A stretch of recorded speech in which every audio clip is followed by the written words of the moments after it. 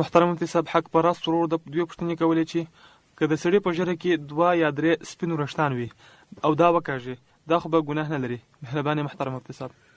د سپینو ویښتانو کښل که په ژیره کې دي، که په سر کې دي، که په ورځو په بریتو، په هر شي کې چې دي ناجایز دي، مکروه تحریمي دي.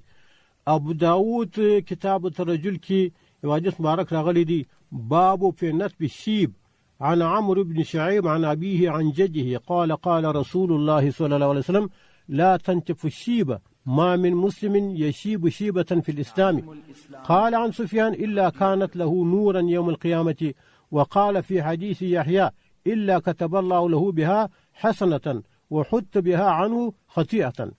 آلته دا حدیث مبارک راغلی دی چې نبی علیه الصلاة والسلام وفرمایله چې تاسې دا سپین ویښته دا د ژیرې څخه مه کاږئ، ځکه یو مسلمان چې په ژیرې کې سپین ویښته پیدا سي دا نه دی مګر د ده د په ورځ د قیامت دا نور دی. دا سپین ویښتان چې په ژیرې کې پیدا سوله دا د قیامت د ورځې نور روښنایي ده.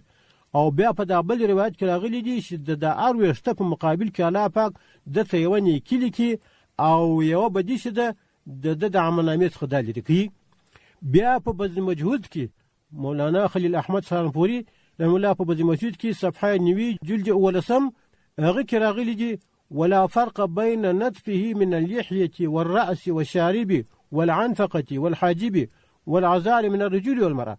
نو آلته دا ویلی دی عمومي ورکړی دی چې دغه سپین ویښتان که د سره څه کاري، که د وروځو څه کاري، که د بریتو څه کاري، او دا که د نارینه څه وي که د ښځې، د دا ټولو دپاره دا فعل چې دی مکروه تحریمي دی. نو په هغه صورت دا سپین ویښتانو دې کار نه لري، دا چې ستا هره ورځ ستا په هر ویښته په مقابل کې یوه نیکي نویسته کېږي او یو بدي درڅخه لرې کېږي او دا بیا په ورځ د قیامت ستا دپاره روښنایي ده. نو څنګه دا خپله روښنایي چې دا د لاس ورکوې او په لوی لاس دغه ویښتان چې دا ځینې کاږي غورځوې. تعلیم الاسلام رادیو